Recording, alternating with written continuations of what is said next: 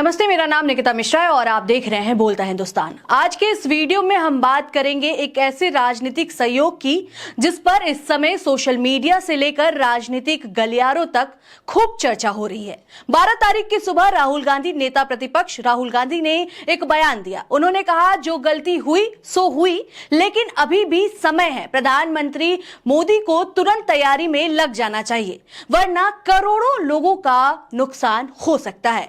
अब राजनीति में बयान देना और सलाह देना कोई नई बात नहीं है। विपक्ष अक्सर सरकार को सलाह देता है, सुझाव देता है और सरकार अपने तरीके से फैसले लेती है। लेकिन दिलचस्प बात यह है कि उसी दिन, यानी जिस दिन सुबह में राहुल गांधी ने यह सुझाव दिया, उसी दिन शाम तक खबर आती है कि प्रधानमंत्री नरेंद्र मोदी ने ईरान के राष्ट्रपति से फोन पर बातचीत की है और क्षेत्र में चल रहे तनाव पर चर्चा की है। अब सवाल यह उठता है कि क्या यह महज एक सहयोग है या फिर राजनीतिक में बयान और फैसलों की टाइमिंग कुछ ज्यादा ही दिलचस्प हो गई है।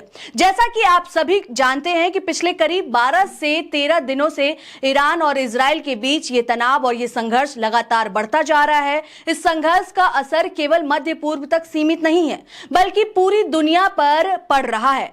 तेल और गैस की सप्लाई को लेकर अनिश्चितता बढ़ गई है। कई देशों में ऊर्जा संकट की चर्चा होने लगी है और भारत में भी तेल और गैस की कीमतों को लेकर चिंता बढ़ती दिखाई दे रही है। इन्हीं हालातों के बीच प्रधानमंत्री नरेंद्र मोदी ने ईरान के राष्ट्रपति से बातचीत की और बाद में सोशल मीडिया पर इसकी जानकारी भी दी। प्रधानमंत्री ने अपने पोस्ट में लिखा कि उन्होंने ईरानी राष्ट्रपति से क्षेत्र की गंभीर स्थिति पर चर्चा की और उन्होंने तनाव में वृद्धि, नागरिकों की मौत और नागरिक ढांचे को हुए नुकसान पर गहरी चिंता व्यक्त की। प्रधानमंत्री नरेंद्र मोदी ने यह भी कहा कि भारतीय नागरिकों की सुरक्षा और माल तथा ऊर्जा यानी तेल और गैस का सुचारू परिवहन भारत की सर्वोच्च प्राथमिकता है। साथ ही भारत की ओर से शांति, स्थिरता और कूटनीतिक संवाद की अपील भी दोहराई गई। खबरों के बीच आप लोगों से एक जरूरी बात कहनी है। अगर आपको हमारी स्वतंत्र और निष्पक्ष पत्रकारिता पसंद आ रही हो तो आप लोग बोलता हिंदुस्तान को सपोर्ट भी कर सकते हैं। नीचे सुपर थैंक्स या मेंबरशिप लेकर हमारी पत्रकारिता को और ज्यादा मजबूत कर सकते हैं, जिसके लिए बोलता हिंदुस्तान आपका बहुत बहुत आभारी, शुक्रगुजार रहेगा। धन्यवाद। लेकिन इस पूरे बयान को लेकर भी सोशल मीडिया पर बहस छिड़ गई है। कुछ लोगों का कहना है कि प्रधानमंत्री ने सही समय पर बातचीत की और भारत के हितों को ध्यान में रखते हुए कूटनीतिक कदम उठाया। वहीं कुछ लोग ये भी सवाल उठा रहे हैं कि प्रधानमंत्री ने यह बातचीत पहले क्यों नहीं की। इसी के साथ कई लोग ये भी कह रहे हैं कि पीएम मोदी के इस ट्वीट में कहीं भी एक शब्द ईरान के पूर्व सुप्रीम लीडर के मारे जाने पर दुख नहीं जताया गया है, न ही उनकी हत्या की निंदा की गई है। अब इस बात पर सोशल मीडिया पर चर्चा तेज है। दरअसल इस चर्चा को और हवा तब मिली जब पत्रकार रणविजय सिंह ने सोशल मीडिया पर राहुल गांधी का सुबह वाला वीडियो, यानी एक वीडियो शेयर करते हुए लिखा, सुबह ही राहुल गांधी ने मोदी को सुझाव दिया था, जो गलती हुई सो हुई। अभी भी आपके पास थोड़ा वक्त है। प्रधानमंत्री मोदी को तुरंत तैयारी में लग जाना चाहिए। अगर तैयारी नहीं की तो करोड़ों लोगों का नुकसान होगा। और शाम होते होते मोदी ने ईरान के राष्ट्रपति से बात कर ली, तैयारी में लग गए। अब ये पोस्ट सोशल मीडिया पर काफी वायरल हो रही है और लोग इसे लेकर अलग अलग तरीके से प्रतिक्रिया दे रहे हैं। इसी बीच राज्यसभा सांसद संजय सिंह ने भी प्रधानमंत्री के ट्वीट पर कटाक्ष करते हुए प्रतिक्रिया दी है। उन्होंने लिखा है कि सर, क्या आपको ट्रंप ने ट्वीट करने की इजाजत दे दी?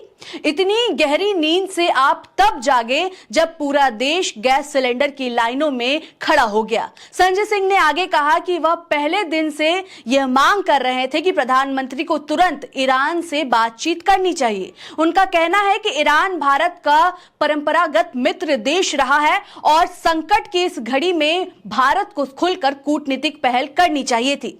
संजय सिंह ने यह भी कहा है और यह भी सवाल उठाया है कि जब हालात लगातार बिगड़ रहे थे तब प्रधानमंत्री की तरफ से कोई स्पष्ट प्रतिक्रिया क्यों नहीं आई। उन्होंने यह भी कहा है कि जब ईरान के सुप्रीम लीडर की हत्या हुई और कई मासूम लोगों की जान चली गई, तब भी भारत की तरफ से कड़ी प्रतिक्रिया देखने को नहीं मिली। संजय सिंह का आरोप है कि उस समय प्रधानमंत्री अमेरिका और इजराइल के साथ अपने संबंधों को प्राथमिकता दे रहे थे।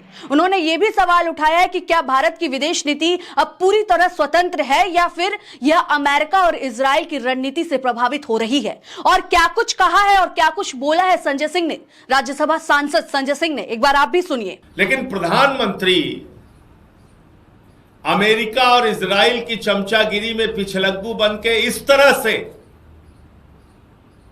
उनके मुरीद हो गए थे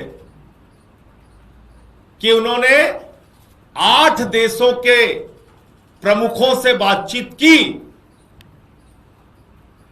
अमेरिका और इजराइल के ईरान पर हमले के बाद और गल्फ कंट्रीज में, खाड़ी देशों में अमेरिका के एयरबेस पे हमले के बाद 8 देशों से बातचीत की, 8 देश के प्रमुखों से बातचीत की, ईरान से बात नहीं की। और इनके चेले जितने थे वो कहते थे, अरे आप लोगों को विदेश नीति क्या पता है, अरे जितना महामानव को पता है तुम लोगों को क्या पता है।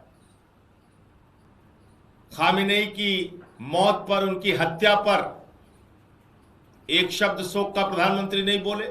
तो वहीं सोशल मीडिया पर कई यूजर्स भी सरकार से सवाल पूछ रहे हैं। एक यूजर विजेंद्र चौहान ने प्रधानमंत्री के ट्वीट पर प्रतिक्रिया देते हुए कहा है कि क्या आपने बताया कि हमले से ठीक पहले आप बेंजामिन नेतन्याहू के साथ गलबहिया क्यों कर रहे थे?